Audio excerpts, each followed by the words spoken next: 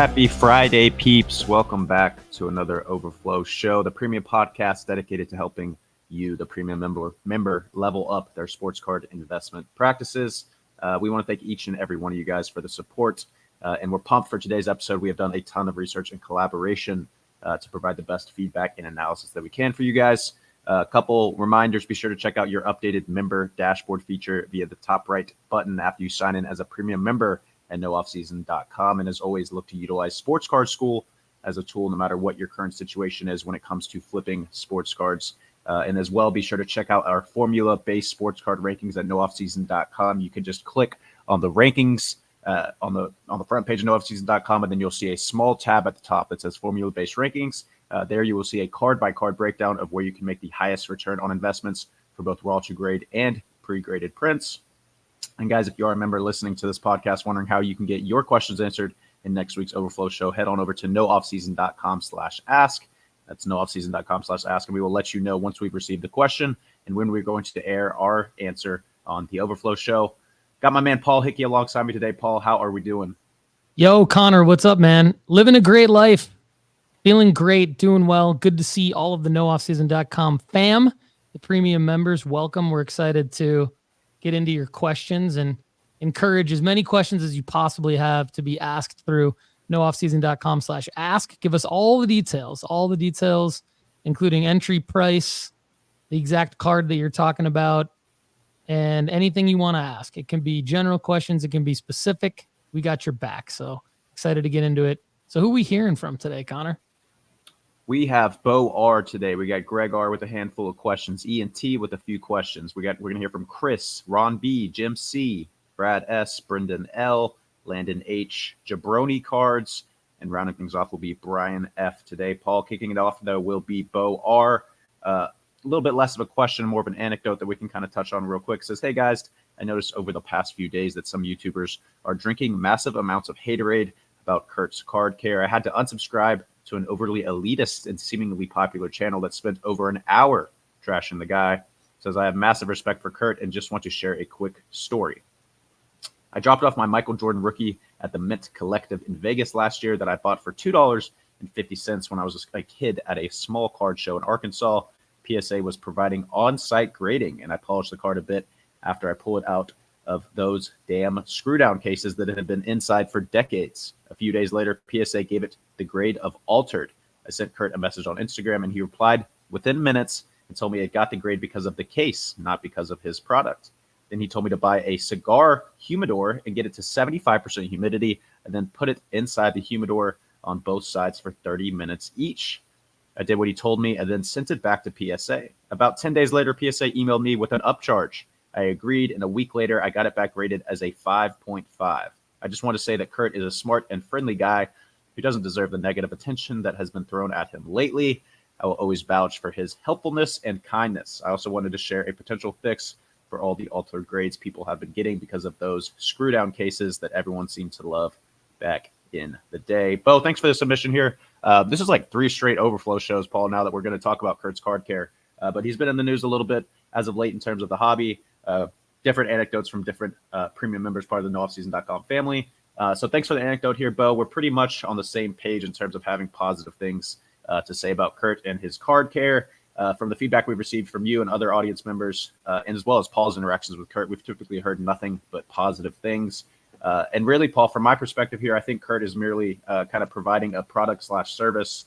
And however the consumer or hobbyist chooses to optimize his products is kind of up to them at that point. I'm not going to really dive into kind of all the drama surrounding him right now, but that's kind of my thoughts. Did you have anything you wanted to add here? Yeah, thanks, Bo. This is a great story about Kurt. It's a great story about Bo. I think that everything Bo says has been my experience. And I think that the positivity has outweighed the negativity in terms of Kurt. And then there's also Mr. Minty is another service that I'm not really as familiar with Mr. Minty. I've met both of them. They both seem like good guys. I think they both generally do the same kind of thing, although I'm sure there's some specifics that are very different about each of their products and services. But yeah, I think there's 2 general takes on this, and they're both from people who tend to love drama, want to stir up drama, and you know, Bo used the word elitist, so I'll I'll just defer to what Bo said there. I think that people who want to stick their nose in other people's business and judge them, love this kind of stuff. And I'm not one of those people. And I don't think many people in the nooffseason.com fam are either. If anyone in the nooffseason.com fam is, we're relatively drama free here. So my understanding, I don't have any firsthand knowledge of any of this. So don't quote me on any of it, but my understanding is that there was a PSA submission somehow affiliated with Kurt, that something was flagged. Don't even know what it means. I totally get it, because I could see where certain people in the hobby would frown upon restoration services or cleaning services like this, and then using those services to get better grades, aka increase the value of cards. So I get why people would maybe not want to touch it with a 10-foot pole. But I don't think it's anything that we need to drink the haterade on, to Bo's point. So that's kind of my overall take on it unless there are more details that come out about, somebody being truly a horrible human being and ripping people off.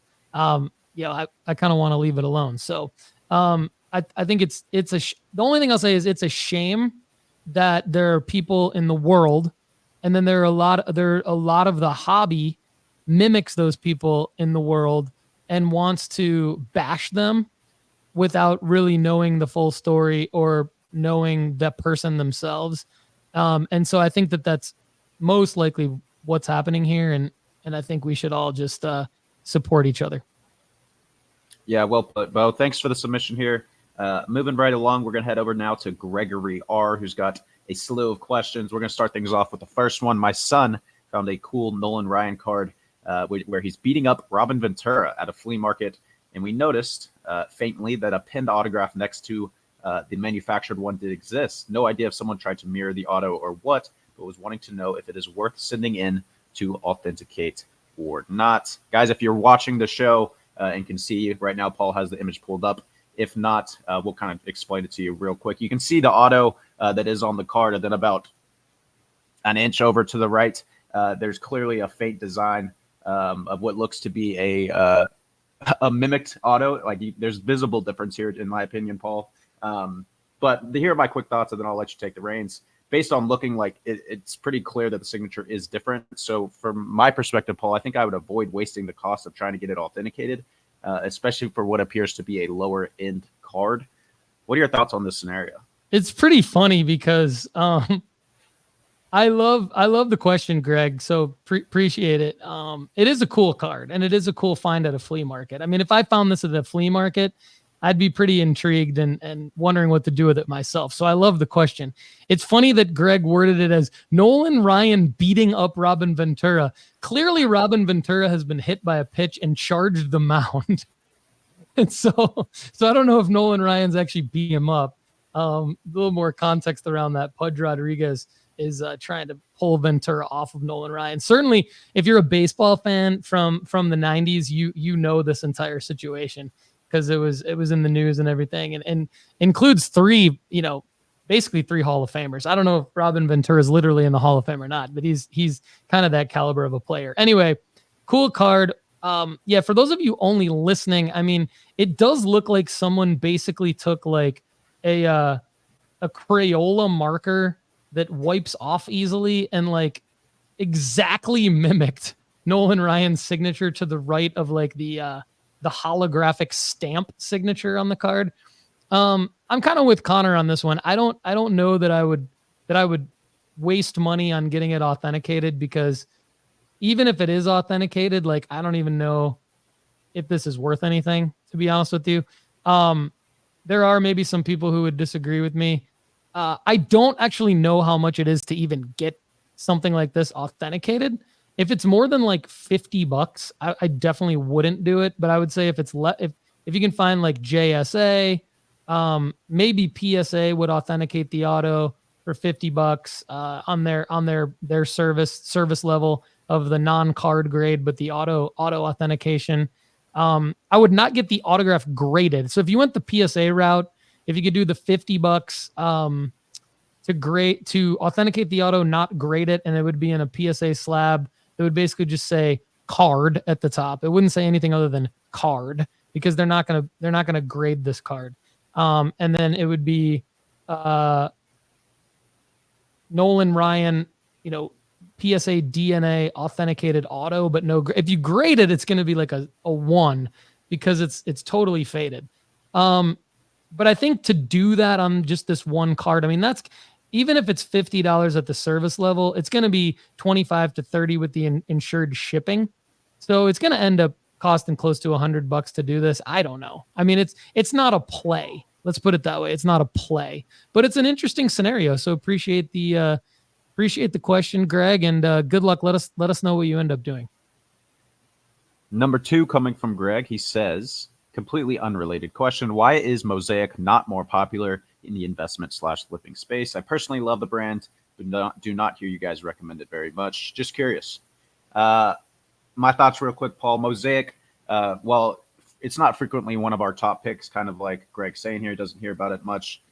As in terms of like the right card in the hobby to invest in, it still kind of has its place. And I think it's becoming more prevalent for us as of late, because we're using the formula and we're finding different opportunities to invest in different cards that have high upside and lower risk. But if you look at, actually, Greg, if you go back and look at Wednesday Sports Card Strategy Show from the 24th, you'll see 2 different Mosaic prints that are in my top 5 picks for current backup QBs that you can invest in right now when it comes to buying pre-graded cards to flip. So we don't talk about them a ton just because I think in the past there have been other cards in different sports that just have more liquidity, more demand, react better to the market kind of markers that we're looking for, right? So, but that doesn't mean that we're closed off from it. I think that, like I mentioned, the formula has given us more insights into different kind of cards that we might want to invest in.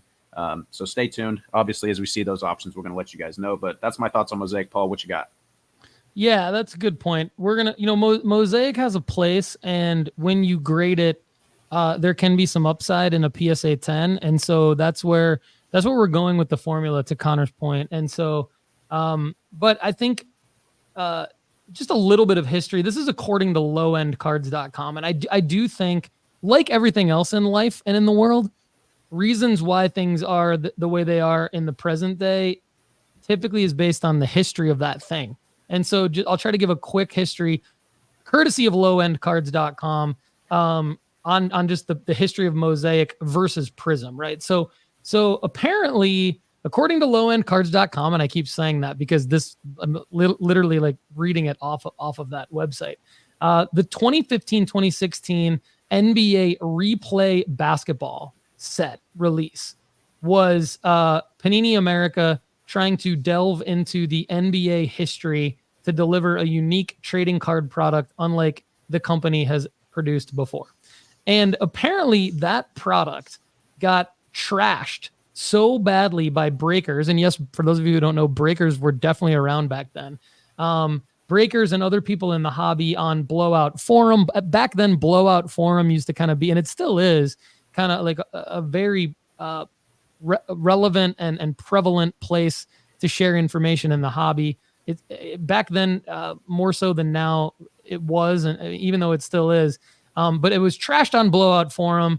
And apparently Panini released Mosaic the next year, Mosaic Basketball 2016-2017, as an apology, essentially, to the hobby at that time. According to Cardboard Connection, Mosaic Basketball 2016-17 was released in an effort to appease collectors who purchased or will purchase 2015-2016 replay basketball boxes. And it was an exclusive set provided to collectors for free. The print run was low at the time. It had enough staying power to become an online exclusive release on Panini's website the following year. So we'll stop there. But apparently, if you compare that to what I understand about Prism's history was in 2012 when Panini got the licensing for the NBA and the NFL. And at the time, Topps still had it, by the way, too. So there was not exclusive licensing back in 2012. So you had Topps Chrome NBA basketball, and you had Topps and Topps Chrome, and then you had Topps and Topps Chrome NFL football. But that was the year that you also had Panini Prism. And Prism was the equivalent of Topps Chrome, meaning it was that chromium finish that it is today, shiny, if you will. And it was released as a high-end, like really not hobby only. It was retail as well, but it was hobby and retail. And it was before Select, was a brand that Panini acquired from a different company later. And then they made Select a hobby only product and have since moved Select to a ridiculously overproduced retail product. That's why Select has gone down in value. Prism has been the brand that has really stayed like produced the same way. And they've changed Prism. Obviously, they've added parallels and they've produced more of it, since 2019 as the hobby has grown and demanded more Prism. And if you compare Mosaic to that, you're looking at something that again was supposed to be a one-time release, then became an online only release, which is not typically a popular thing. And then kind of made its way into the retail and hobby space and has actually done quite well considering its history. So it's almost like Prism has such a head start as a high-end product. And because Mosaic comes out first on the release calendar, everyone gets excited about Mosaic at first.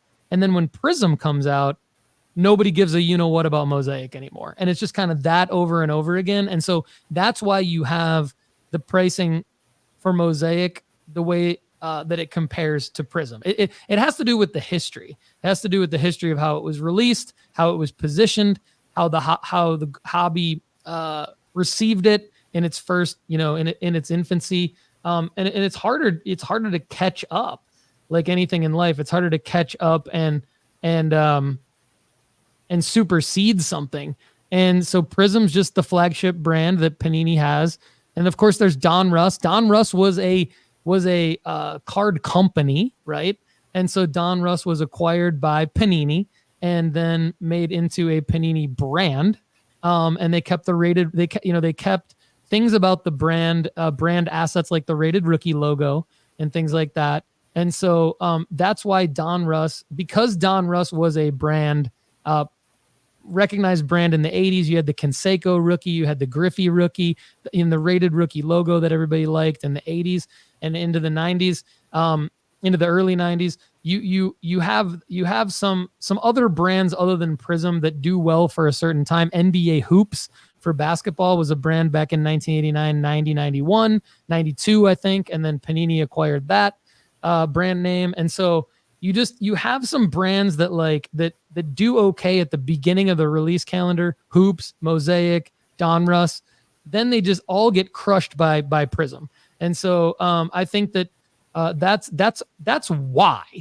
the why behind why Mosaic doesn't really hold a candle price wise to Prism.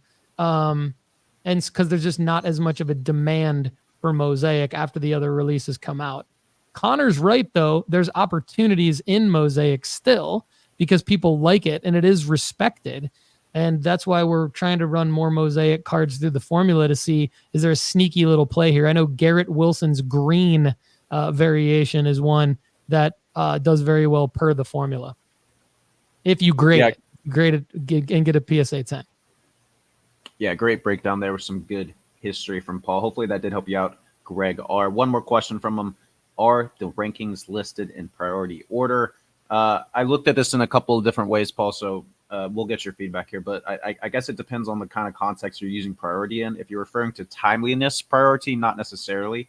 I think, Paul, our priority, and this is pretty clear, and our mission and priority for our members is always making money. So in that context, you could say yes if you're talking priority of making money. We have our cards listed in order of what we believe to be the highest potential return on investment with the lowest downside. Which I guess for us, Paul, would be priority order, right? So I'm curious to see what your thoughts are here, but that's what I'm thinking. Yeah, that's well said. That's exactly right. And just to delve in real quick even further, when you go to the formula-based rankings page, it's automatically sorted by raw to grade, and it's automatically listed by projected ROI. So if you toggle over to already graded, you'll see the same thing. You'll see it's sorted by ROI, projected ROI. By the way, while I have your full attention, if you look at this on your mobile device, you actually have to scroll all the way down to the bottom of the raw to grade rankings to see the already graded tab. So it's there on your mobile device. It works really well on mobile, and you can horizontally scroll on mobile across the table here to see all the data. So I will say that like the way that I built this is that I wanted everybody to come to the formula-based rankings page and see raw to grade and already graded. And I wanted them to immediately see it listed by the top projected ROI per card. I will say that the way that Connor and I order the rankings on the sports card rankings page is going to be more along the lines of how many cards does a particular player have that are, say, 40 to 50% profitable or more, right? So, for example, why is it Paul Skeens, Victor Wembanyama, Max Clark, then Bronny James, Samuel Basallo, Drake London, etc., when clearly, if we did it directly based on the formula-based rankings, it would be Bronny James, Samuel Basallo, Victor Wembanyama, Totoro, McMillan. Well, it's because Paul Skeens has two cards that are readily available that are both over a 30% ROI, and one's like a 50 or 60% ROI. And so, and Victor Wembanyama has two cards that are readily available that are a 30% or more ROI. And so you've got more opportunities for a higher ROI on a per player, per availability card basis. That's typically where we would make a judgment call and then maybe toggle the ability to have one athlete over another on the actual sports card rankings over the formula-based rankings. I think generally, though, Connor, you would probably agree that we try to keep it locked in with the formula-based rankings as much as possible so that people don't really have to wonder what we're doing with that. But I would say to everybody that, like, look, if you see the formula-based rankings say Mac Jones at the top of the already graded, we're going to be a little bit hesitant to put Mac Jones near the top of our overall rankings because it's a very specific scenario. Whereas if you see Brock Purdy towards the top of our already graded rankings and towards the top or middle or top of the raw to grade, we might put Brock Purdy up at the top of the overall rankings. Love it. Yeah, that's a great breakdown. It's kind of a culmination of all the factors that are kind of tied together is where they'll actually sit in terms of ranking order. It's not necessarily directly return of investment. Like Paul mentioned, there's factors there of how many cards do they have that we're looking at that have good upside? What needs to happen for these cards to actually go up? Where's the risk associated? So yeah, Paul, perfect breakdown there. Greg, thanks for the questions and the submission here. And hopefully those answers did help you out. Moving along, we're going to head over to Ian T. Says, is the hype around the NBA playoffs more or less than the hype preceding the new season in the fall? In other words, is one more liquid market for teams/players in the playoffs, or would you stand to earn better profits in the weeks leading up to the new season for the same players? Says, for instance, 2020, 2021, Tyrese Halliburton, Mosaic Pink Prism rookie card number 204. All right, Paul, I kind of have a lot to run through here, and then I will pass the torch over to you. But real quick, I guess I could give my own opinion here, Paul, in terms of which type I think, whether it be preseason hype or playoff hype, would be more beneficial for making profits in terms of trying to time the market properly. But I felt that it'd be more beneficial and obviously hold more substance to it, more weight to it if we use data instead. And I wanted to use a larger sample size than just the card that we were given here, being Tyrese Halliburton's Mosaic Pink Prism, just because the card included there doesn't necessarily have a lot of sales data. So I don't know that it would give us conclusive evidence as to kind of which way to roll with there. And another thing to keep in mind when I do share this data is that Market Movers does not yet have an index for basketball cards that are newer than 2020. Paul, I'm really hoping we get this soon because of all the new guys that we have. However, that's something to keep in mind just because several top selling players are not included in the data that I'm about to run through. Also, the data that I'm about to bring up will be pitted against the SCI 500 during the same period of time as the basketball indexes. So for those wondering, the SCI is an index of the top 500 sports cards per Market Movers and how they have performed during a certain period of time. I do feel like this is relevant, Paul, because from a financial investment standpoint, I think it's important to consider the overall market to see whether specific indexes, subsection indexes are outperforming or underperforming relative to what the market is doing at the time. Paul, sometimes if you're a financial planner, you've got people calling you saying, why is my market or why are my holdings down 5% over the last 6 months? And you got to look at them and say, well, the entire market is down 12% over the last 6 months. So relatively speaking, we're outperforming the market. We're doing good. You'd be losing a lot more if you were invested in other areas, whatever it may be. So I did include that information, but let's go ahead and hop into what I have and get the prognosis of what I'm thinking. So we'll look at preseason hype first and how well that does across the board. The season started on October 24th this year. So I looked at the market between September 1st and October 24th because I thought that did a decent job in terms of kind of when the marketing kind of kicks up for the NBA and obviously when the games actually start.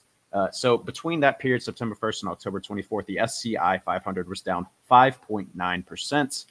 Basketball cards released from 2000 to 2009 were down 8.5%. Basketball cards between 2010 and 2017 were down nearly 10%.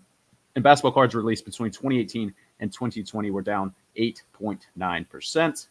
So obviously here we see, I thought this was interesting data to look at, but we do see that not only are basketball cards down, but they're actually kind of get smacked by the SCI 500. So they're down relative to the overall market as well as just being down in general. And we can compare that to playoff hype. So for this, I took April 1st to the 18th of this year. The reason that I did that, which is obviously a smaller time period than I used for preseason hype, is because I wanted to try to avoid kind of March Madness hype residuals and data if possible, which is obviously difficult because they're kind of stacked. But I still wanted to account for end of season pushes in the NBA and kind of the upcoming playoff hype. So if you look at April 1st to the 18th, the SCI 500 is down 1.7%. Basketball cards between 2000 and 2009 are down 4.5%. Basketball cards between 2010 and 2017 are down less than 1%, so outperforming SCI 500 there. And then basketball cards released between 2018 and 2020 are up 0.1%. I think this data makes sense here, Paul, because if you run back through the information that I just gave, in order of the oldest release cards to the newest release cards, the newest are outperforming the older. So I think it makes more sense that the more relevant players that are being more traded frequently are probably still playing in the league, still have sell markers, are outperforming the older cards there. So the main takeaway here is that the market, based on this year's and last year's data, outperforms basketball in preseason hype as a whole when we look at playoff hype. So basketball outperforms market in postseason hype as a whole. But Paul, I think it comes down to card by card and player by player basis. I think that, those are pretty substantial numbers that I gave in terms of looking at that September 1st to October 24th preseason hype date, down 8.5%, down almost 10%, down 8.9%. I think that's why looking at card by card and player by player basis, and Paul, investing in the right player and the right card at the right time is so important. I think that the preseason hype selling is optimized when you're able to buy cards during the offseason at a discounted price that you may not be able to get during the midseason. However, according to this data, we may be more likely to see player performance and hype-based spikes during the weeks before the NBA plan and playoffs. I think they're both good markers to use ultimately, Paul, and the formula will continue to give us true data as to when and what the best times and cards to buy are, which we then, of course, share with you, the premium member and the fantastic supporters of nooffseason.com. But I think they're both good, Paul. I think it's just you got to be vindictive about what you're picking. You got to pick the right cards.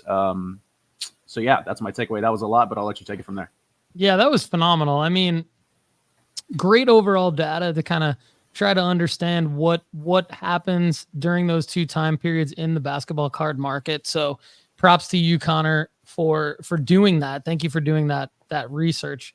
Very, very valuable. We're definitely trying to get our finger on the pulse of like when the best overall times are to move in and out of specific cards. And to get specific, you got to start broad. And I think that there's two levels to Ian's question. There's a broad level, which is great. And then there's a very, very, very card specific level. And so on the card specific level, here's what I can tell you about this card, Ian. The 2020 Mosaic 204 pink camo, I believe is the card that you're referring to. This is pretty much a mass produced parallel. Because it's a mass-produced parallel, it's seen, while it is a parallel, it's seen as it's not a rare one, and so it doesn't have a whole lot of long-term upside. So as a result, it didn't get graded a lot. According to gemrate.com, which is where we currently get all of our grading data for the formula, only 274 cards were graded that were the Mosaic Pink Camo Tyrese Halliburton 204. I have to believe that's like far less than 1% of the entire amount of Tyrese Halliburton 2020 Mosaic 204 Pink Camos there are. And so that's why it's only a pop 180 card in PSA 10. So it's not like a low pop card. It's a non-desirable card because it wasn't graded that often. And that's why it's low pop, because it has a 66% gem rate. So if it were truly low pop, it would be a card that was either mass produced and mass graded with like a 5% gem rate. It would be a card that is already rare, like a super short print with a, 10 to 30% gem rate, or it would be a very low serial numbered card. This is a card that was mass produced, graded at a 66% gem rate, but only graded 274 times. So there's only 180 PSA 10s. So because there's only 180 PSA 10s, there's not a whole lot of historical sales data on it. I can tell you that it sold for kind of its kind of opening price was around $64 in PSA 10, and it hasn't deviated too much from that. Average sale of this card in its entire life is $48 in PSA 10. The low point of this card was around $26 and currently clocks in at $30. So it's hard to say, like with all those, my point is all those things considered, this is not the right card. And this is a perfect example of something that might appear like it could be the right card because it's Tyrese Halliburton. He's a very relevant player. It's a parallel. It's shiny. It's a PSA 10. It's just not, there's just so many cards, and we're running so many of these cards through the formula. And you can see on the formula-based rankings, there's only maybe 50 on each tab. So there's like a fraction of the entire card market that we're saying consider. And even then we're saying consider, we're saying proceed with caution as you consider. Make sure you get it at this price. So you have to be very, very, very methodical and strategic. And we're helping boil all that down for you here in your premium membership to make the right decisions. That's a little bit of a background as to why this is the wrong card. I could come on here and I could just be like, that's the wrong card, and I could come across like an idiot. I'm just trying to educate, as Connor is, as to why it does actually come down to a card by card, player by player basis, like he said. And that's why this is what we mean when we say the right card for the right player at the right time. What's implied in the right time is the snipe price when you have a buy-in point and a selling marker. Taking it all the way back up to the top, Ian, your question is more about the selling marker. The real answer, Connor already said it. It depends on the player and the card. Both of those are potentially reliable times of the year to list a card: NBA playoff hype and preseason hype. Great. I totally agree with both of those.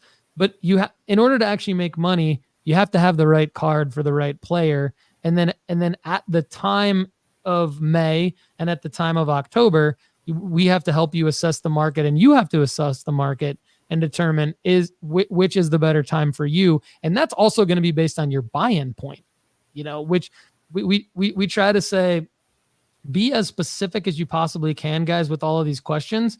I'll give you an example, Ian, because he did a great job with the question, Ian, and hopefully the answer was valuable. But let's say next time around, hypothetically, you come around with something like, I bought a Tyrese Halliburton 2020 204 Mosaic Pink Camo PSA 10 for $26 in June last year. Should I sell it now because it's going to be May in the playoff hype, or should I wait till October? And I can tell you that I would say, I'll give you that answer. Because it's a $26 card and it's not a very desirable card, even though it's only a pop 180. I kind of already explained why it's not desirable. I would go ahead and just get out of it. The longer you hold it, the more it's going to go down in value when it's not a desirable card. And so I would get out of it now during the NBA playoffs, but I would do it in a strategic way around the Pacers' current series and when the games are going to be. And I would list them. I would try to list it at the beginning of a game in a 5, 7, or 10-day auction to coincide with the beginning or end. Well, it would be the beginning of another game in that series. So then in theory, you would get multiple games in the series where people would be searching for Tyrese Halliburton cards because he's in a playoff series. And if that doesn't happen, listed in October, you're probably going to end up getting somewhere around between $30 and $50 for this card, regardless of when you list it, just based on the historical data. Yeah, good stuff there. And one more thing I wanted to add, Paul, is that I think if you're an outside listener and you hear the numbers that I rattled off in terms of the entire basketball market, you'd be thinking, dang, no, neither of those are sell markers. But I think you have to keep in mind that includes all cards, all players, non-rookie cards, and there's way more wrong cards than there are right cards. So don't let those numbers necessarily deter you from believing that those are good sell markers, because, Paul, I know you did well getting rid of your cards prior to the NBA season started.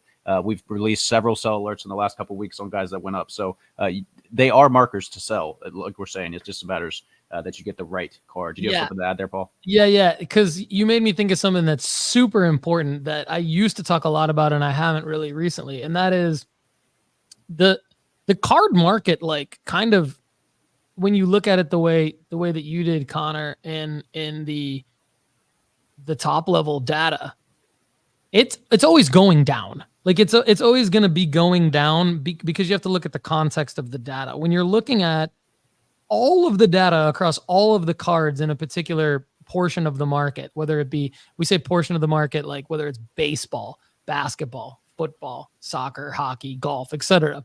When you look at an entire sports market, it's always going to be going down. Why? Because there are so many releases through the year, and every time there's a new release, all the singles for that card start at the highest possible point because everyone's the most interested in those cards. Then over time, the price goes down across each individual card, and there's some massive cards out there. And there's some base cards that go for way higher than they do later on in their lifespan when they first release. So you have to look at the entire card market and like, know that what Connor said, go back, rewind the show where Connor said, when you're beating the market, even though it's down, you're winning because the entire market is always going to be going down. And that's why I hate and can't stand and never even click on any of the content from content creators in the hobby where the thumbnail or the title of the video has anything to do with the sports card market crashing. It's all a mirage because it's always crashing if you compare the current day to any date in the future for the entire market. You know, it's always has to be on a card by card basis. And the buy-in point is just as critical as the selling marker. They're equally critical because the lower you can buy the card for, the less you can buy the card for, the less pressure is on you at this to perform at the selling marker. You know, it's like stay ready so you don't have to get ready kind of concept. Love it. Yeah, Ian, there's some macro and micro breakdown of your question there. Hopefully it did help. But you have a second question for us. What do you think the near future market will be like for a player such as LeBron James, specifically his Topps Chrome number 111 rookie card and other rookie cards? And what is the outlook for more modern cards of his? Would there be any sell markers or hype cycles? Paul, obviously, I'm going to note that the Topps Chrome 111 rookie card is a great one to be holding of LeBron. We actually recently kind of discussed LeBron in depth during Wednesday's Sports Card Strategy show. For those of you listening that want to go check that out, it's at the 42:30 mark of the episode.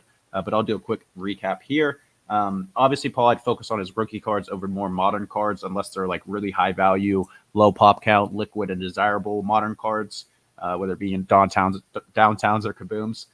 But LeBron does have a handful of markers left, and we talked about it during Wednesday's show. You know, you've got Bronny's move, whether if he gets drafted and LeBron wants to go play with him. You've got LeBron signing somewhere else. His contract's about to be up. And then the big one that you mentioned during the show that I really agree with more, think about, is retirement. You actually referred to the decision when he went to Miami, right, and how big that was. Well, retirement could be just as big in terms of the hype around LeBron James. There'll be a whole farewell tour. Everyone's going to want to see him when he comes to their city for the last time. So I think that one's going to be a huge marker that can help LeBron's market really spike. I think that Topps Chrome is arguably one of the best cards that you could be holding for LeBron during that time period. Those are just my thoughts, Paul. Anything you wanted to add there? Yeah, for sure. Let's just take this Topps Chrome 2003 111 base. Let's take it in PSA 9 because there's a pop 4106. So there's some really good sales data here. And I would say it's pretty representative of everything that we've talked about in this discussion. Before I get into the data, what's really funny and ironic to me is it looks like this graph is giving us the middle finger.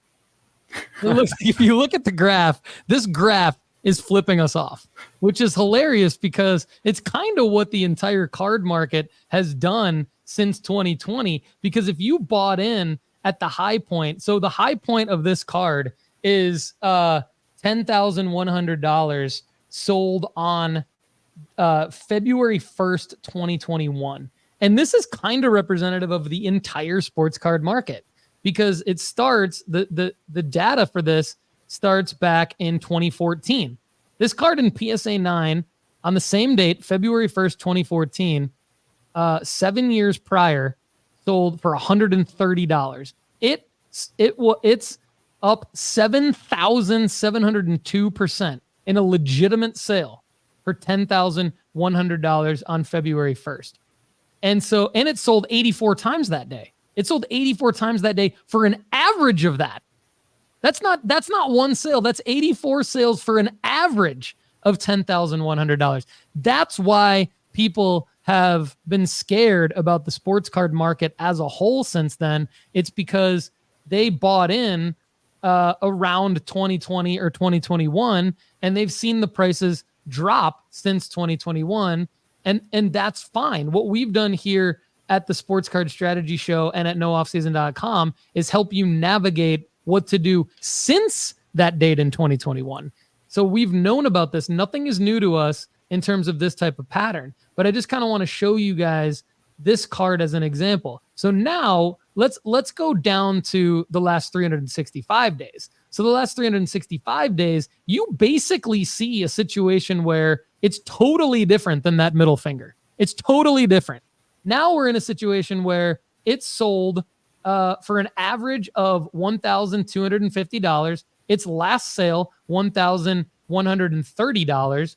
So it's like literally $130 difference, which is not that big of a deal when you're looking at a card this big. And it's gone up, down, up, down, up, down, up, down, up, down, up, down, up, down, up, down. Which, what does that mean? That means that you can flip this card for money consistently. When you buy it, when you're lucky enough to find it for around $1,000 and sell it for around $1,300 or $1,400 or even $1,200. That's why we put this. If we were to run this card through the formula, it would be like a 10% card. It would be in the already graded tab, and it'd be a 10% card. But you'd have to find it for the target price, and you'd have to sell it for the projected sale price. So this would be a card that you can make about 10% on. But in order to do that, you have to spend $1,000, which I don't personally love. So that is the answer to Ian's question. And that's not me projecting what's going to happen with LeBron James market. That's just the reality of the answer to Ian's question with this particular card. Now, I think where you get into trouble is when you start to say, oh, but yeah, he's going to play with Bronny. Oh, but yeah, he's going to retire. Yes, those things could spike some of his cards. But I don't have a crystal ball, and I'm not able to tell you. I don't think that would spike a pop 4106 card. Maybe it goes up 10 to 20% from where it is now.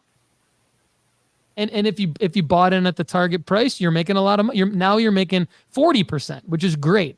But let's not get ourselves into a situation where we think that this is going to 2x or 3x. It's not going to happen. That's the point. And hopefully that helps. Yeah, good breakdown. I think managing expectations is always important, right? Because if you have options that are, I think a lot of the times, Paul, if I had to put it in a breakdown, we're finding options, especially in the raw. Well, in the pre-graded category, we're finding options that kind of sit in that 10 to maybe 30% category, but with the sell marker, that's when it can jump to that 30, 40, maybe even 50%. But we're not trying to sit here and tell you guys that everything's going to 2 or 3x. Obviously, it's just kind of adding another layer of potential upside to a card that already has upside in the first place, based on cyclicality, seasonality, and timing the market, buying at the right time and selling at the right time as well. So good stuff there. Hopefully that answer did help you, Ian. Moving right along, we're going to head over now to Chris. Chris says, hello, you answered my question a few weeks ago about getting rid of the wrong cards. I've had some success moving them and believe I will have gotten rid of all of them after a card show this Friday. I expect I'll have somewhere between $500 and $700 to invest in new cards after all of my sales, which leads to my question. I've been keeping up with your reports, but if you had $500 to $700, what would you be buying right now? As it is a smallish amount of money, what would you not look at? As it is a smallish amount of money, would you not look at raw to grade options because money would be tied up for months? But do you think that is the best option? Curious to hear what you think. Thanks again for the help. Brian, thanks for following up with us. We're glad to see that you're able to move out of some of these cards. And Paul, I think $500 to $700 for someone that's holding what we would classify as the wrong cards is a great starting point to start transitioning into the right cards. We do have obviously a ton of content surrounding which players you could be investing in. And our sports-based and formula-based rankings are a fantastic spot to find options within your price point to start building your own portfolio. Here's kind of some of my strategy thoughts. I think diversification when you're first starting out, especially with $500 to $700, I think diversification is going to be key, obviously, because if you place all your eggs in one basket and for whatever reason you do miss out based on whether it could be factors out of control, right? It could be injury, it could be off the field, off the court things. So I would avoid placing all your eggs in one basket and focusing more on some diversification. I do like your idea of buying raw options to get graded, which is where the formula-based rankings would be a huge area to kind of help in. And I think, Paul, when you're diversifying, you want to be considering timing, right? So not only are we trying to diversify between players and cards, but potentially timing so that you can get cash flow back at different times. So right now, in terms of timing, you would want to be looking at kind of less attention grabbing hype cycles, aka the NFL, aka college basketball, which has just ended, obviously.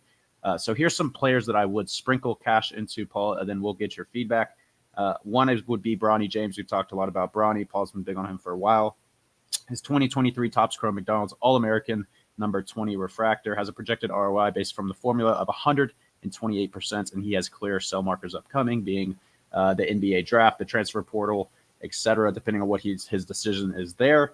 Another guy I'd look at transitioning over to football would be Garrett Wilson, his 2022 Mosaic, which we've been talking about. And this one's a color match, Paul. I think you actually mentioned this one earlier in the show. 2022 Mosaic Green, super low entry price point and a projected return on investment of 62%. And obviously, we do have the NFL hype cycle coming up.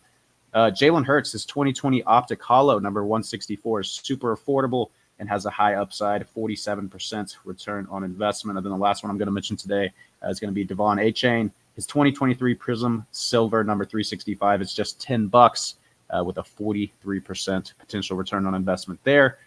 There's a lot more options that you can go with. Those are just a handful that I think would do a decent job of diversifying you in terms of sell markers, performance-based, what kind of athletes they are, flyer, hero, goat, different things like that. But Paul, I'll go ahead and let you take things away and give your thoughts. Yeah, that's exactly right. I mean, I think what I like about this is you can use the formula to find like budget-friendly options. And, you know, I'll give you a quick shortcut too that you can use. So if you go to the formula-based rankings and it goes to the raw to grade tab, just filter by target, just click the column target cost. And then you see the lowest price cards. And then you'll go, well, Shedeur Sanders looks like a loss. Okay, Garrett Wilson, 62%. Another Garrett Wilson, $4, 27%.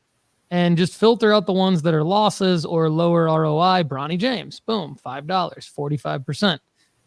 Sam Laporta, $8, 32%.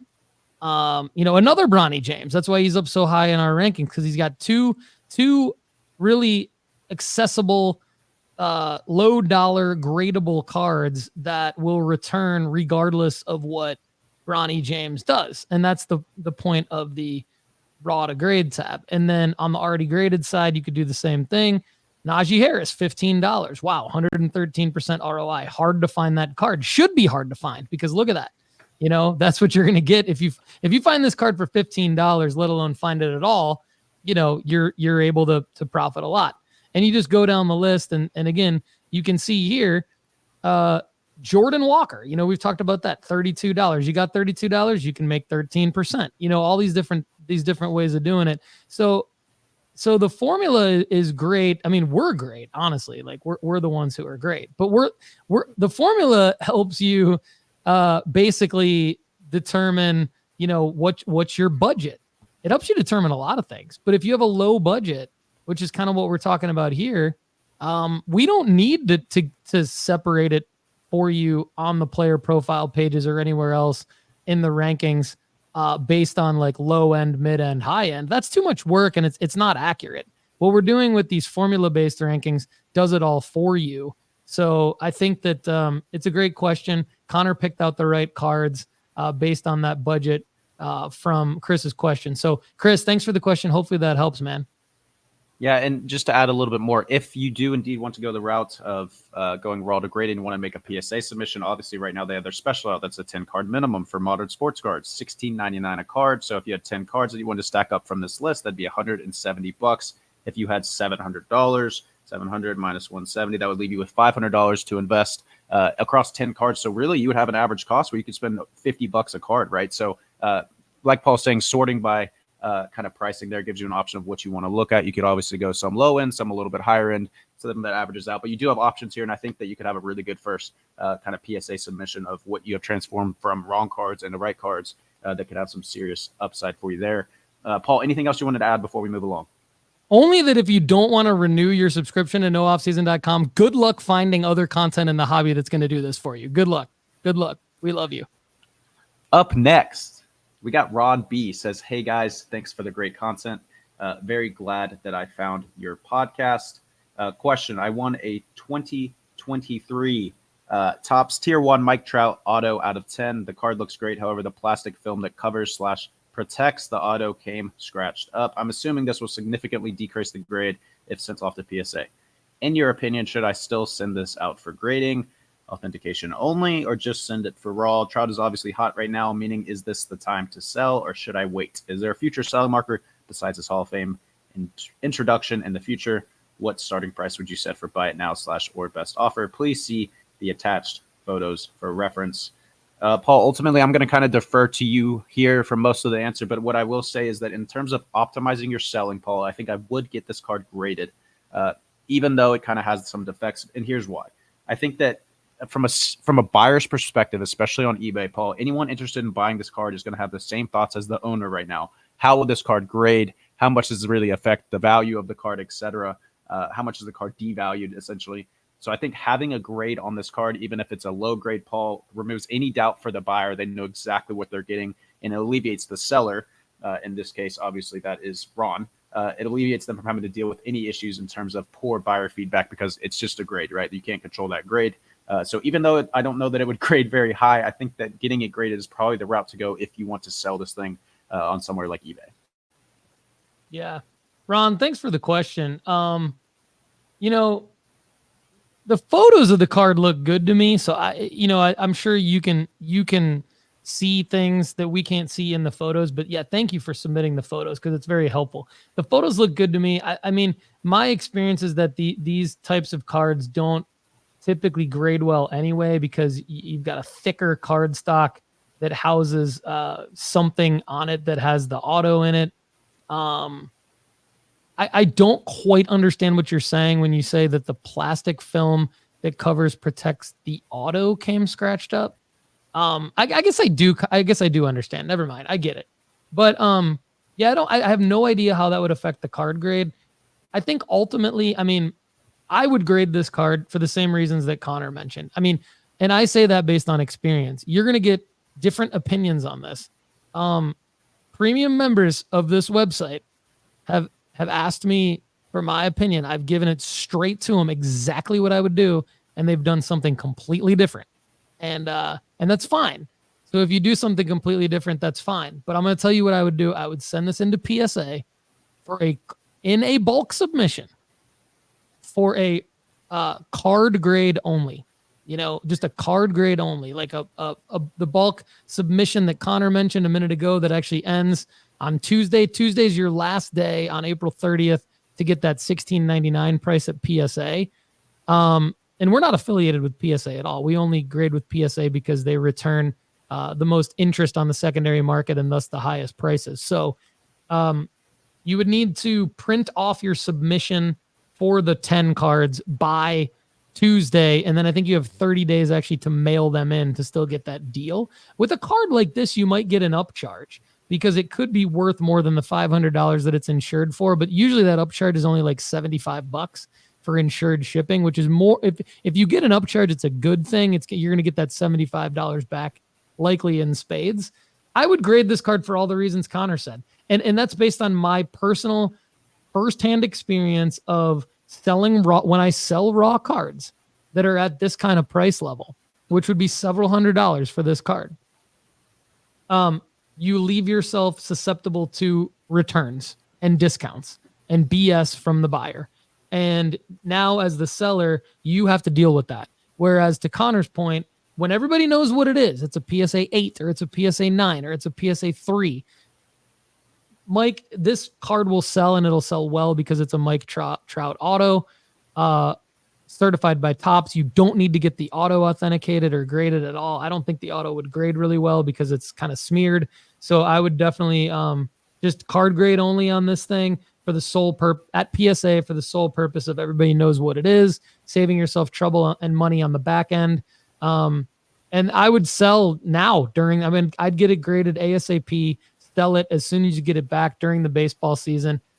Trout's an injury risk every time he steps out on the diamond, and that does affect his value, although he will sell. I mean, Mike Trout is one of the top names in the hobby in terms of who people collect and who people want to buy. So congrats to you on getting this card, Ron, and thanks for the question, man. Yep, thanks for submitting. Let us know how you do. We do want to know the outcome there. Next, we're going to hear from Jim C. It says, hey, boys, I had a good event happen. My first ever upcharge from PSA. I sent in an Anthony Richardson downtown in a bulk submission and got the email saying they need to bump the fee to $75. Given the value of the 10 that they gave it, very happy to pay that upcharge and hope to get many more of those emails. How would you recommend going about selling this card? As the population has risen, the comps have gone down from about $1,700 when the first 10s popped to the current market value of a near $1,300. I'm into the card for just $616, and that includes a $75 grading fee. And there are a few of these listed on eBay for sale in the $1,300 area, which is going to cap the value in the short run. I could definitely profit big selling now, but I'm inclined to hold until July and sell just before the National. I would like to also ask you the same question about how you go about selling another grading W, 2023 Bowman U Sapphire Travis Hunter Auto Orange out of 25 PSA 10 into that one for about $260, including grading. Currently have it listed on eBay. Buy it now or best offer at $299. Couple of views and watchers, not much action though. I've actually had I've asked some dealers I've gotten to know if they wanted to buy it, and they passed saying it's a cool card, but a weird one to move. I imagine that the view traffic will pick up come September, and I'm in no big rush, but have to say I've had really good luck with 2023 Bowman U. That's both football and basketball on the whole in terms of grading. Not sure if that's me getting lucky or the product, but I have definitely had some success there. First of all, thanks for all the information that you included there, Jim. Definitely helps us answer the question. And we love seeing you score some W's. We know you were obviously hoping for some healthy profits to come your way, and we're pumped to see some good fortune fall in your lap. So congrats on that. Paul, I think because we're, in terms of the Anthony Richardson, I think because we're relatively close to the NFL selling cycle in terms of preseason hype, I'd probably wait to move this card until that time comes, just to kind of optimize returns there. Obviously, demand's going to go up, prices are going to go up. I would, however, go ahead and probably list it as a buy now or best offer that you feel kind of comfortable moving at early. I'd probably list it above the 1,300 that other people have it at, just to you kind of mentioned it yourself, not to set a cap on the ceiling that you can move this one at, because we're not necessarily worried about if it gets bites right now. If it does, that's great. If someone just happens to want to pay more than the other ones, that's great. You just give yourself kind of the upside without having the floor. So I think listing it higher than the other cards is probably a good idea for right now. Don't budge on the price. Wait for the hype cycle to come around, or like you're mentioning, even the National. And on the other end of the token, however, if you're hankering for some additional cash flow in the portfolio, I don't think neither myself nor Paul is going to bash you for 2xing a $600 investment. And obviously it gives you cash flow back to reinvest in the top NFL players with the high return on investments that we have in our formula-based rankings at nooffseason.com. I think this is a win-win scenario for me, Paul. I'd wait on it if you can, but we'll get your feedback. I love these cards because it's all about patience and executing the right kind of transaction. So if you look at, I went back to Jalen Hurts's going into his second year, and you see some sales that are right around that $1,300 mark as well for his downtown. And so you've got a situation where, you know, when he started performing really, really well in 2022, that card did spike all the way up to $2,640.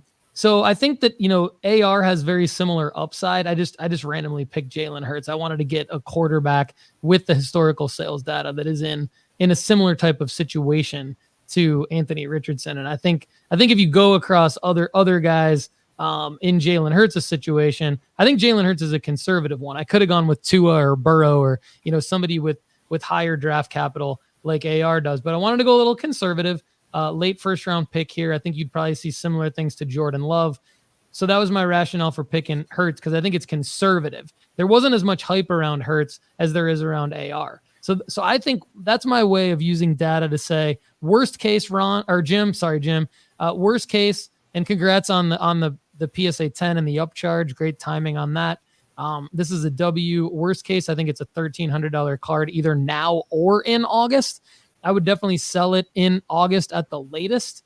I think it could be a $2,000 card. I think that AR is a guy that the market is going to respond positively to as this NFL season approaches. I think there's going to be high demand for all of his cards, and this is obviously a super short print, which is in a PSA 10, which makes it even more rare and more desirable. So I think Connor's right. I would not be in a hurry to sell it until August. That's what I mean by patience. What I mean by executing the right kind of sale is I think that where you actually make your money on this type of transaction with this type of card is how you sell it. So if you sell it on eBay, you're going to get a lot of interest, and that could spike up the amount of bids if you list it at the right time, and the cosmos align for you with how he's, with the hype around him and the interest level that the market has, which we can't ever really control. So if you go eBay auction in August, you could really win, but you're also going to get murdered by the fees. So I think where you actually make your money on a card like this is in the margins of, if you do this PayPal goods and services with somebody, or if you do this in person with somebody, they're going to save and you're going to save, and you're going to be able to come down on, say, I think you want to list this card right now for $1,999.99. That's the standard listing for this card. Buy it now or best offer now. Do that as soon as you get it back, and then field offers. But I think you're going to need to do the math and be like, well, how much would I get hit by eBay fees if I accept this type of offer? If I try to do it off eBay, PayPal goods and services, can I navigate something safely with someone who's interested in the card that way through social media or through a Discord or a Facebook group? And then you can bring the price down to the 1,300 or the 1,500 and potentially even net more money, and they save. So you profit more and they save money. And a lot of people are going to be interested in doing that type of transaction with you, either at a card show, in person. Even if you only sell it for 80% of comps, if it's in person, you still might make more net profit cash than you would selling it on eBay for, say, even $2,000, $2,100. So I'm not doing the math, but I'm assuming based on my experience. And then on the Travis Hunter, that's just a phenomenal card. I mean, that's a phenomenal card, and I want you to be patient with that one, and I want you to do a similar thing to the AR downtown. I want you to shop it around. You've got it perfectly listed, well done, and you just need to be patient. This is going to be a massive, massive, massive win for you. Both of these cards are going to be massive wins for you in August. possibly even like listing this Hunter one in an auction after Colorado's first game. I'm becoming more and more confident, Connor, in listing our college stars after their first game, because typically they all play cupcakes. And so you're in a situation where unless there's an injury, like unless there's a season-ending injury in week 1 for our college stars, they should probably put up like massive stats, get everybody really, and that should be a huge hype spike. Travis Hunter, if you go back to the TCU win in week 1, that wasn't a cupcake, obviously, because they were coming out of the college football playoffs with high expectations, and Colorado upset him. But Coach Prime, going into halftime, basically gave Travis Hunter verbally the Heisman Trophy, and that goes a long way in the card market. Like, people get hype about that, and they start bidding on Travis Hunter. Jim, I want this card, this Travis Hunter card. You just need to be patient, and you're gonna have a massive win here. So, definitely stick with us. You're into this for 260, dude. I think this is minimum a 750 card in August, September. So good work, man. That's exactly what we want to see out of a win for you, man. Congratulations. I mean, you haven't made the sale yet, so I don't want to jinx it, knock on wood, but I think you're in good shape with both of these. Totally agree. Good work there, Jim. Up next, we're rolling to Brad S. Says, what are your thoughts as to why so many of the Bowman University cards, non-autos of draft prospects, are plummeting as we head into the draft? For example, Marvin Harrison base is down 25%. Drake May is down 50% across base and a few different refractors. Even Caleb Williams is down 15%. None of these cards, notes all PSA 10s, have large pops, and I'm kicking myself for still holding these, as I was expecting an uptick heading towards the draft. These were all raw to grade plays, so I won't lose much, but it's still disappointing. Thanks for any insight you can give me. Paul, I'm going to let you take the reins on this one. And then I'll touch it up if need be at the end. Yeah, Brad, I love you, man. Thanks for the question. Here's what I like to do, Brad. I like to go to the data. And I know you went to the data too, but I'm just going to say your phraseology here, many of the Bowman University cards, non-autos of draft prospects, are plummeting as we head into the draft. Here's the reality. 35 cards are up. Here's what I did. I went into Market Movers, Caleb Williams, Drake May, Marvin Harrison Jr. Those are the 3 players that were mentioned in this question. Those are the 3 players that we recommended at nooffseason.com. And we really never recommended base cards. We always, back in the, in the player, in the sports card rankings, we've always had autos. We've always had base autos, refractor autos, even low serial numbered autos, like higher end cards of these guys. And so when you just do a graded only search for all of their cards, so this would include all of the base cards you're talking about, Brad, all of the cards I'm talking about, and everything in between. These 3 players, over the last 30 days, which is the time period we're talking about here, 35 cards are up. 8 are down less than 10%, which is kind of even. 19 are down between 11 and 29%, and 13 are down more than 29%. So in terms of what's plummeting and what's actually up, more than basically literally triple the amount of cards that have plummeted are up. Triple the amount of cards that have plummeted are up. And many, the majority of them have just sold for the first time in the last 30 days. They just sold for the first time. So really, I don't know what to tell you other than I think you bought the wrong cards. And I think, and I understand what you're saying here. You're disappointed because you're selling them at the wrong time. And I'll take part of that on the chin, because I did say that selling during the NFL draft was the sell marker. But I've spent a lot of time on this show, on the website, on the Sports Card Strategy show, clarifying, going into the weeds, telling people how to list and how to sell each individual card. And so I don't think that the set it and forget it strategy of list base cards during the draft that are graded necessarily ever was a winner or a recommended strategy. I could see where maybe you got that from our content, and for that I apologize, like generally, but I'm trying to be very, very, very specific with the things that I say for the premium members. And I try to be as specific as possible on the Sports Card Strategy Show for everybody to try to understand that this can't be a set it and forget it strategy. You have to get in at the right time for the right price with the right card for the right player.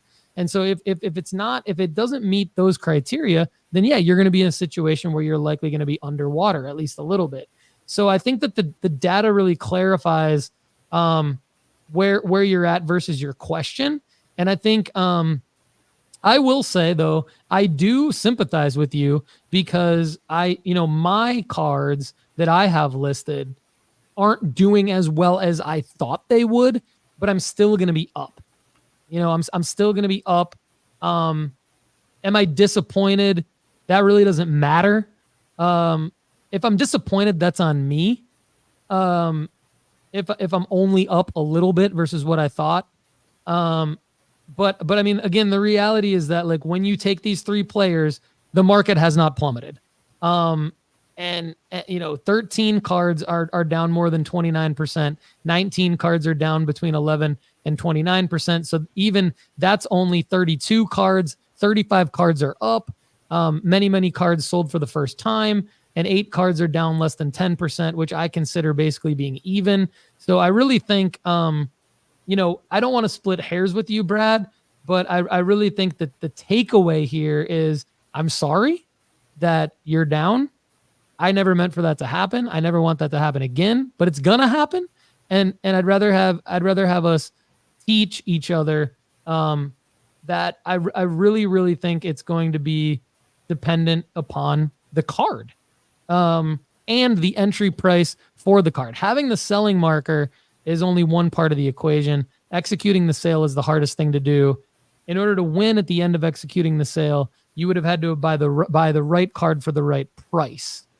Which is part of that right time that we always talk about. Connor, am I coming across too aggressive here with Brad? Do I need to simmer down a little bit? Why don't you be the moderator, mediator here in this discussion? Because I know Brad, I love him. I don't want to come across as a dick here, but I really do kind of want to reframe some things to try to help people make money flipping. And I think this stuff is important. No, I don't think that was too aggressive. I think that you mentioned how we've taken a lot of people, especially on the Overflow Show, the last couple of months, people have submitted specific cards, and we've done selling strategies for those specific cards. So I think that, like, Brad, we want to encourage you, like, for all cards that you have, to use nooffseason.com/ask as often as possible if you want specific card advice there. Like Paul's saying, we're not going to say that, this is completely your fault or whatever it may be. But we definitely want to do what we can. I think ultimately, like, we just want to see you guys win, right? That's the goal of what we're doing. That's why we're doing what we're doing. We want everyone to make money. So, and the next time that we have a big sell marker like this, we're happy to help in as many different ways as we possibly can, get as finite as we need to be as granular as we need to be to help you get some more W's there. Hate that you didn't do as well as you thought you would here. But honestly, glad to see that you got a lot of 10s, basically, right? Because there was a raw to grade play. So hopefully you still are slightly in the green there. And at the end of the day, if your loss of the year is a spot where you net even or slightly win, that's going to be a great thing for us, because that means that everything else is going to be more of a profit, right? So I think there's different ways you can look at this one. Obviously, we wish it panned out better for you in that respect, but optimistic about the future, optimistic about helping you in more finite ways moving forward. And hopefully that was a good recap there. Anything else to add, Paul? Yeah, I mean, I do like, I could see, Brad, I just want to say, like, I could see where you might be frustrated that maybe with me that it came across as like this was going to be an easy way to make money. And I apologize for that. I do want to say this, though. I don't think you're in bad shape, because if you're still holding these cards, Connor brought out some good data as well that I'll just read. Marvin Harrison Jr. Is down 16.7% over the last 7 days over 21 different cards, but his Bowman Chrome Refractor is up 1.7%. His Bowman Chrome Auto is up 18%. Drake May is up overall 8.7% over the last 30 days, 13.7% over the last 14 days, and Drake May's up 22.8% over the last 7 days.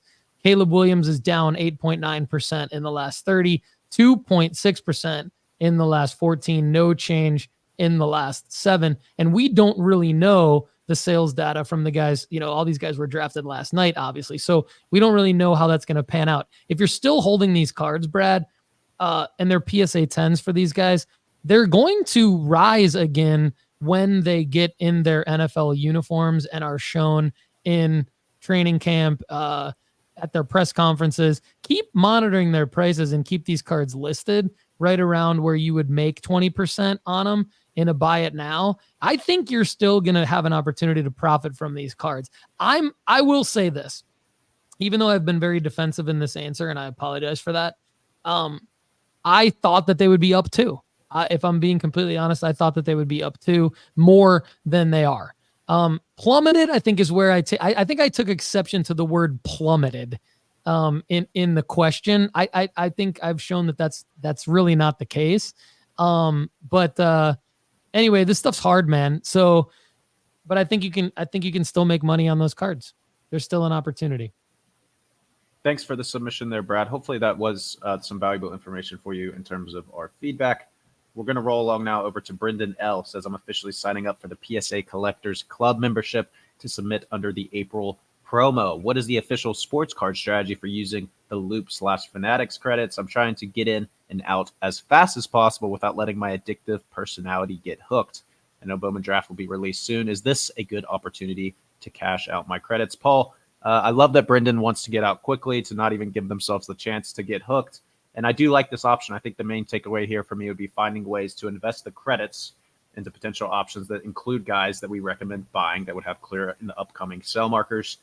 Paul, you might have some additional options in terms of what to buy, but I do like the idea of using the credits on an upcoming top release that includes guys that we recommend buying as singles. Yeah, I think that's a good idea. I think, if you could use credits on, Bowman Baseball 2024 is coming out May 6th. So you got that's like 10 days, basically. 2 weeks basically. So you could use it for that. See if you can get in some PYTs for Bowman 2024 baseball. And the PYTs I would recommend would be the Twins for Walker Jenkins or the Nationals for Dylan Cruz. Those are the two top chase cards in that release. So, but even better than that, the official sports card strategy, for me anyway, would be buy singles. See if you can buy singles on these platforms in the streams that you can get in that are selling singles, and have some fun. Maybe black out a couple hours at night one night while you're watching a game or whatever. Pull up Loop Fanatics Live and go ahead and just be patient. Just be patient. Wait until a single gets pulled out that actually is a big card that's in our rankings, and look for those cards and try to pull trigger on those cards as singles. Don't roll the dice on a break. That's the official sports card strategy. Now, is it hard to actually get that? Yes, it's very hard. It's very hard to spend time in a Loop or whatnot, or Fanatics Live situation, any of those platforms, and sit there in those rooms and waste away as boring people show you singles over and over again that aren't worth anything until they actually show one that you want to bid on. But that would be the official sports card strategy. Why, Connor? Because it's hard. It's hard to make money flipping sports cards. It's hard. So put in the work, baby.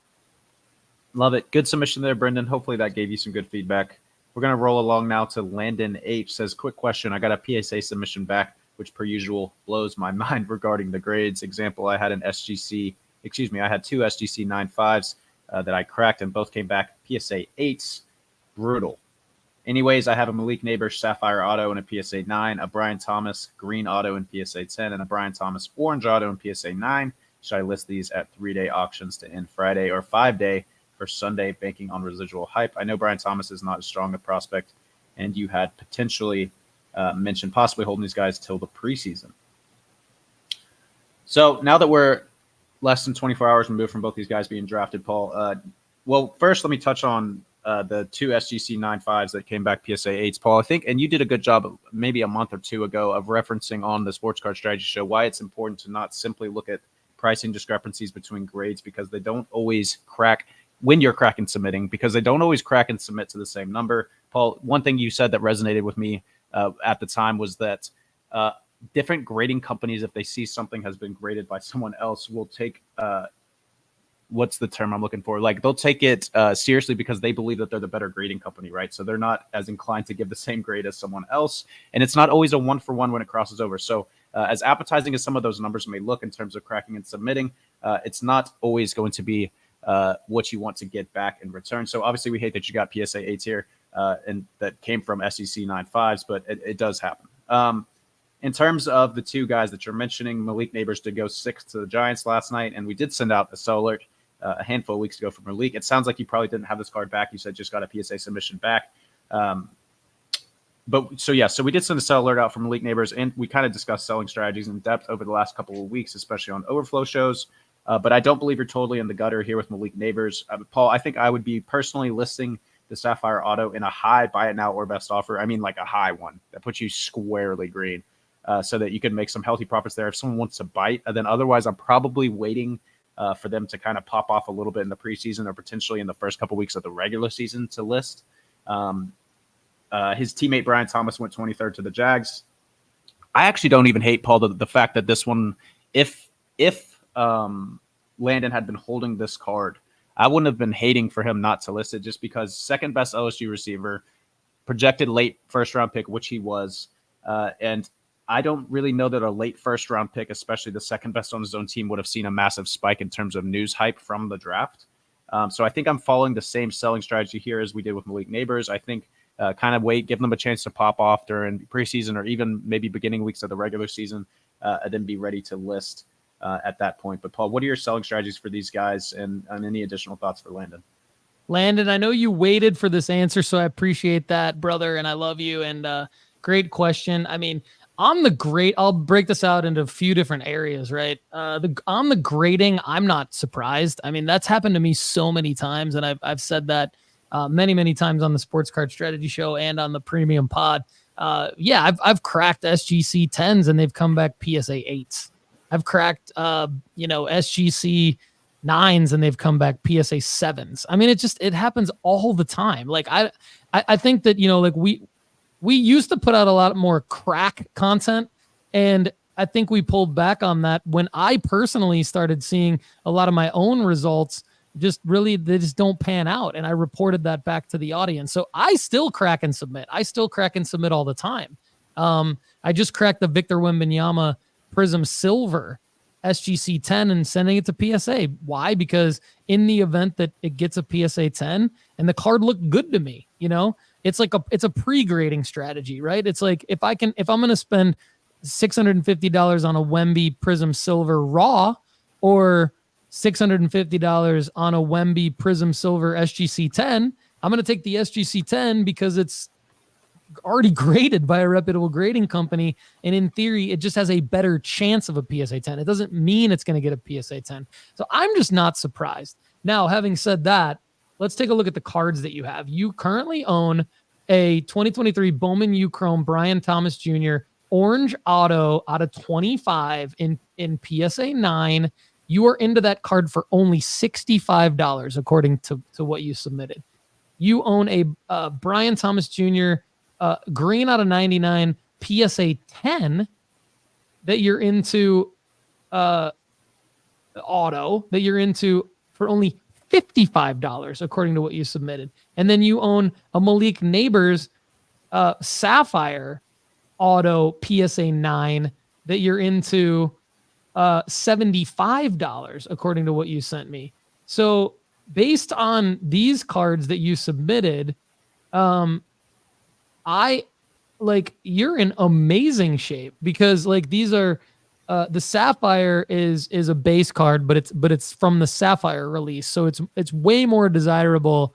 It's arguably as desirable as some serial numbered stuff from the regular release. So even though it's not serial numbered, it's Neighbors, who's a 9, and it's a 9 and it's Sapphire. And Neighbors Neighbors is a guy that I think I'm going to monitor Neighbors' Bowman U Chrome autos in low serial numbers and high grades over the next several months to see if they drop considerably. And then I might buy them because I think Neighbors is a guy that everyone is going to be like, wow, he's a mix of Odell Beckham Jr. and Tyreek Hill. he's I think from a drip standpoint, he's OBJ, but from a play on the field standpoint, he's Tyreek Hill, and he's in a huge market, 6th overall pick. I think Malik Neighbors is going to be a guy that's like number 1 in a lot of dynasty drafts over Marvin Harrison Jr. In August. And I think that he's a guy that it's going to be, unless he gets injured, he's going to be like the preseason darling of the hobby. I'll flag plan on that. So I think that Malik Neighbors, you're in great shape. You should be able to sell that card. I mean, I don't understand how you don't sell that for a profit if you're $75 into the card. Same thing with the Brian Thomas Jr., Connor. He was drafted, I think, far better than many people expected him to be drafted at the 23rd overall pick to Jacksonville. Now he's the number 1 wide receiver for the Jacksonville Jaguars with Trevor Lawrence and Travis Etienne in that offense already. So now you're in a situation where, you're in, dude, Landon, like, if the question is like what to do here, I think we already nailed it in the answer, but I think it's sell these guys during the preseason, but listed in a buy it now or best offer all along the way. You're going to get offers from LSU collectors. You're going to get offers on eBay from LSU collectors that are like, will you bundle shipping? I want all 3 of these cards. And then you're going to get offers from New York Giants fans, Jacksonville Jaguars fans, just overall people who love these players because they play fantasy sports or because they're just in tune with the hobby and NFL. I mean, these are definitely, I'm hype for you on these cards. And I don't see where the 8s are. I don't see where the SGC 9.5s that you reference are the 8s in this unless I'm missing something. So I apologize if I'm missing something, but I think you're in great shape here, man. Yeah, good stuff. I want to add one more thing, Paul, and I'm curious to see your thoughts on it. But something to note with Thomas is, Paul, I think the first chance that I see, especially with how low of an entry point Landon had into these cards, I think the first chance that I see him really popping off is probably when I'm getting aggressive trying to sell this card. And I'm only saying that because you do have to consider Christian Kirk, Zay Jones, and Gabe Davis as well. So just because of the diversity that they kind of could have in terms of slinging that thing around, I think you have to be cautious there. Yeah, you got to get rid of him in August because basically he's the number 1 on paper to fantasy people. And that doesn't mean that he's going to get the ball at all in his rookie season. So Connor's right. I think you need to move out of this during the time frame where he's like the darling in Jacksonville, which is really only going to last, I think into August. And then I think he's going to probably be in a situation where he needs to, he's at risk of like actually playing well during the season, which you don't want to take.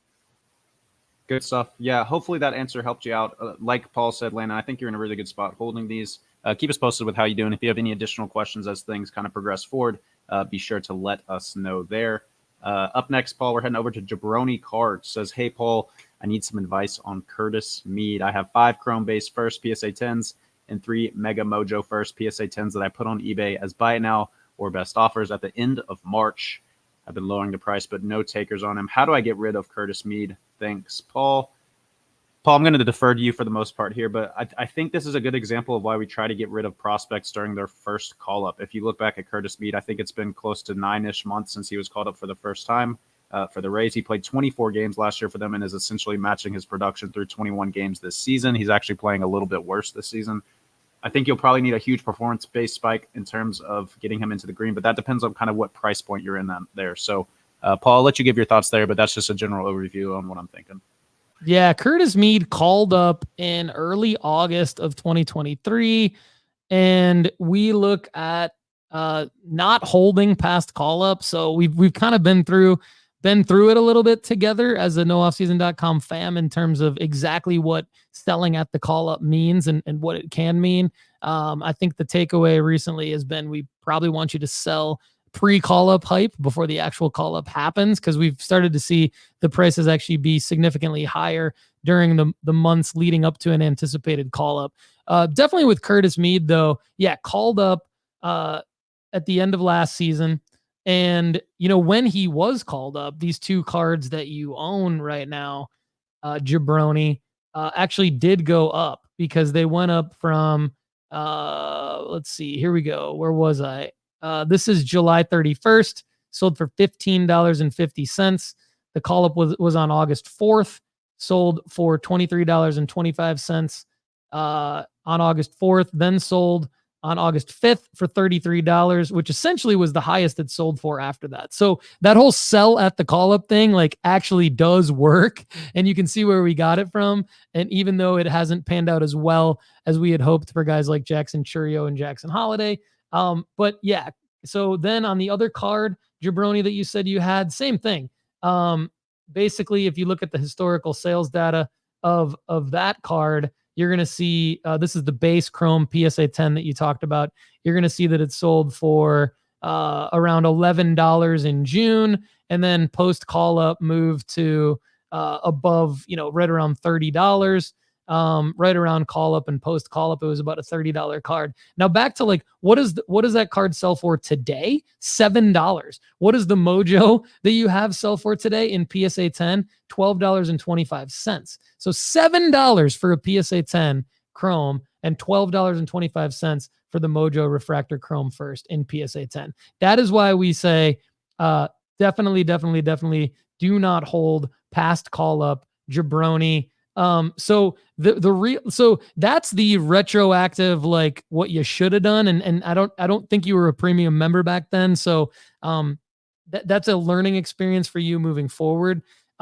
Now in terms of, so that explains why there's no takers, right? Like it explains why it's so hard to move him, because it's just, that's what the data always tells us happens to prospects post call up, unless they become the next Acuna, Otani, even a Tatis sold well post call up, obviously, and now he doesn't sell as well.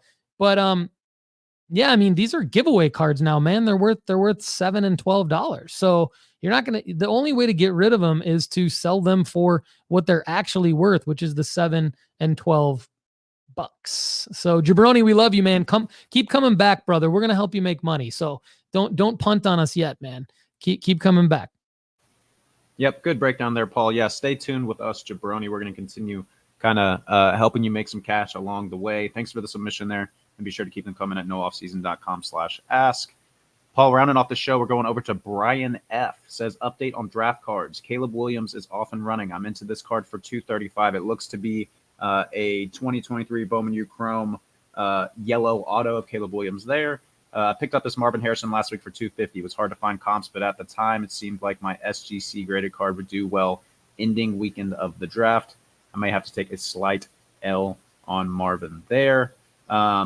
Moving along, says both Caleb and Marvin in Sunday night. Also has questions on Michael Penix, Bo Nix, Malik Neighbors, and Rome O'Dunes. Penix went way higher than expected, but he's behind Kirk Cousins. Should I list starting Sunday night? Bo Nix also went higher than expected. List starting Sunday night or wait until the summer when he might be a starter. Neighbors went to New York. List starting Sunday night or wait until summer hype. Paul, we've been talking a lot about all of these guys the last couple months. What do you have to add here? Yeah, great work, Brian. Thanks for the update, man. I remember this because I see your photo here that you submitted, and I definitely remember going through this card by card and telling you what to do. List Penix, dude. I mean, there's just a lot of he's in the news. I mean, he was drafted 8th overall, and Connor and I were texting each other as I was sitting there with my son watching the draft. Just kind of all three of us were trying to figure out what the heck happened, because I mean, I thought Penix was going to be like a mid second round pick, or maybe like at the top of the second round. That's why I love the NFL draft, and I say it's the best soap opera. I would list Penix now, in an auction at a high with a bid amount that's going to be about 60 to 70% of what you're into the card for. There's just going to be so much chatter around Penix, and what the F Atlanta's doing over the next 7 to 10 days, that I think it's a good time to have him listed in an auction. So I'd get that thing up as soon as you see this show air later tonight. And I would end it. I would obviously start it around 8 p.m. Eastern time so that it ends around 8 p.m. Eastern time. Same with Knicks. Same exact thing with Knicks. The strategy behind the high bid amount, opening bid amount, is because if for whatever reason it doesn't, really what would suck, and I'm in this position too with my Bo Nix auction and a couple of my other auctions, with players like even like Caleb Williams cards, is I have a high bid amount at 60 to 70% of what I'm into the card for. What I'm praying for is that they don't get one bid. Because if they get one bid, I'm screwed. However, if they get two bids, now you got a bidding war. You're likely to get at least 3 or 4 or 5 bids when it comes down to the wire, and it's likely to drive it up to a profit. And then you move out of the card, you feel good. You don't feel great about it because you didn't get a ton of profit, but you probably profit 10% ish after fees, and you feel good because you got cash back in your bankroll and you don't have to worry about the card anymore. And that was kind of the whole point of having these cards in the first place. So Penix and Knicks, that's my answer. Now, if they don't get any bids, what you can do is just hold until there's hype around them in the training camp preseason, because I don't think Penix is going to get named the starter, but I think that there's going to be a lot of interesting media coverage around him and Kirk Cousins. I think Knicks is going to get named the starter. I'd be shocked if Knicks doesn't win the job in Denver. Maybe Jared Stidham starts week 1 and then they realize what are we doing here? Sean Payton and Bo Nix, I think that card sells well after he's named the starter if he doesn't sell now. I already talked about Neighbors and Adunze, so I feel like I've got that. I've got the Neighbors strategy pretty well laid out already in this show. So hopefully you go back a few answers and hear that. Adunze was kind of overdrafted as well. 9th overall to the Bears. He's in a situation now where even though he's with DJ Moore and Keenan Allen, he's a top 10 pick with Caleb Williams. So he kind of comes in as like a Joe Burrow, Jamar Chase light, very, very, very light version of that. I think in a hype cycle that you sell him in training camp or the preseason, it's the same thing as what Connor said with Brian Thomas Jr. You don't hold a Dunze into week 1 because he's probably not going to get the ball. They got Cole Kmet, they got DJ Moore and Keenan Allen, and Keenan Allen is a target monster. So you better believe that Caleb Williams is going to, I think Keenan Allen and Cole Kmet lead that team in targets. I think DJ Moore leads that team in big plays. I don't see a place really for Adunze yet. But I think it's exciting that he went there from potentially a hype standpoint, and you can get some return on that in training camp. Did I get everything there? I think we got everything. Did you want to talk Marvin Harrison real quick? Marvin Harrison, he said, I picked up the Marvin Harrison last week for $250. Is it in the picture? Sorry guys. This is an old picture. So maybe the picture didn't. Oh, I see. Here's his eBay store. Okay. Here's the Marvin Harrison. So this Marvin Harrison is a, out of 99. This is kind of cool. It's the Bowman 55 throwback design. This is the one I've got listed at Caleb Williams out of 99, but mine's a 10-10. His is a 9-5-10. 11 bids. Ends in 2 days, $102.50 at that right now. You're into it for $250. Maybe. Dude, I'd be pumped actually right now. Ending on a Sunday night at 9:30 p.m. Central Time, I believe. I'd be pumped with 11 bids at $102.50. With 2.5 days, 2 days left. I'd be shocked if you take a slight L on that. I think that's a W for you. So keep us posted. But great card, great pickup. I think right card, right price, right time. I think you profit on that one. I love it. I think Brian Frankenberry's nailing it. Looks like it. Yep, a lot of good cards from Brian. Glad to see him doing well with them. Definitely keep us posted on the results there. Paul, that's going to wrap up our questions for today's show. What do you have for the audience and for the no off-season fan before we close things out today? I apologize if I ever come across as defensive or, I off-putting in any way, shape, or form in any of this content, guys. It's really just me being very, very passionate about what we do. It's me wanting you guys all to win. It's me clarifying myself, because all of the details are so important when it comes to making money with this stuff. I've been doing this full time for quite a long time now, and I'm still learning. The market changes all the time. I mean, this is literally the first NFL draft hype cycle that we've all been through together to try to figure these things out. So I think a lot of times Connor and I are both picking up a lot of the details and wanting to make sure that you guys have the details. And sometimes I'm always going to come across super passionate. This is my favorite time of the week, premium members. This is where I feel like we bring it the strongest for you all throughout the week. And so I think that my excitement and my passion for what we're all doing together come across sometimes in some of these answers.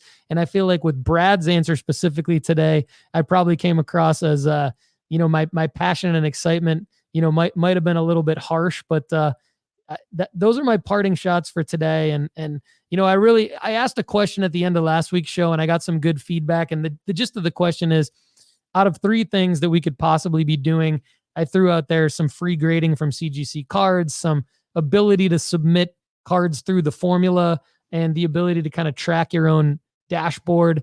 What would you pick? And I got some really good feedback from some people. So TBD on all of that. But in the meantime, Connor and I are always going to be in the lab trying to find you guys opportunities and putting them at nooffseason.com, like really every second of every day. So just want to thank everybody. And I think we can hit them with the outro rock music now, if you're good, Connor. Let's do it. We'll see you on Monday, Wednesday, Friday. Be sure to submit your questions at nooffseason.com/ask for next Friday's Overflow Show. That's all we got for today, Paul. Have a good weekend, everybody.